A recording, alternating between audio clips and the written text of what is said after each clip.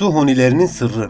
Dünyanın en kurak bölgelerinden biri olan Peru'nun Nazca bölgesinde spiral şeklinde açılmış delikler yukarıdan bakıldığında ilginç bir görüntü oluşturuyor. Bu deliklerin ne amaçla açıldığının sırrı ancak uzaydan çekilen fotoğraflar sayesinde çözülebildi. Nazca'da yaşayan antik toplumların yıllarca süren kuraklığa rağmen nasıl yaşadığı merak ediliyordu. İtalya'daki Çevre Analizi Metodoloji Enstitüsü'nden Rosa La Saponara, spiral şeklindeki bu yapıların yeraltı sularına çıkarmak için yapılmış gelişkin bir hidrolik sistem olduğunu söyledi. Spiral yapıların uydu yoluyla çekilmiş görüntülerini, Nazca bölgesindeki dağılımını ve yakınlarındaki eski yerleşim alanlarını inceleyen La Saponara ve ekibi, durumu "Bu yapılar bugün bizim gördüğümüz halinden çok daha gelişkin yapılardır.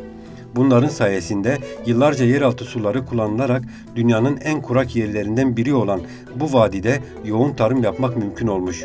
Yer altında birikmiş sular bir dizi kanalla ihtiyaç duyulan yerlere taşınıyor, artan kısmı ise rezervlerde saklanıyor. Su akışını sağlamak için kanalların üzerinde spiral huni şeklinde bacalar inşa edilmişti. Bu huniler sayesinde kanala rüzgar giriyor ve böylece su akışı sağlanıyor sözleriyle açıklıyor. Bu sular tarımda sulama amaçlı kullanımının yanı sıra evdeki ihtiyaçları karşılamak için de kullanılmış. Araştırmacılar uzun süre bu spiral hunilerin sırrını çözememişti. Karbon yoluyla tarih saptama yöntemi bu kanallarda kullanılıyordu. Nazca'daki yerleşim bölgesinde bunların kaynağıyla ilgili herhangi bir bilgi de yoktu. Zira Güney Amerika'daki birçok medeniyet yazı kullanmamıştı.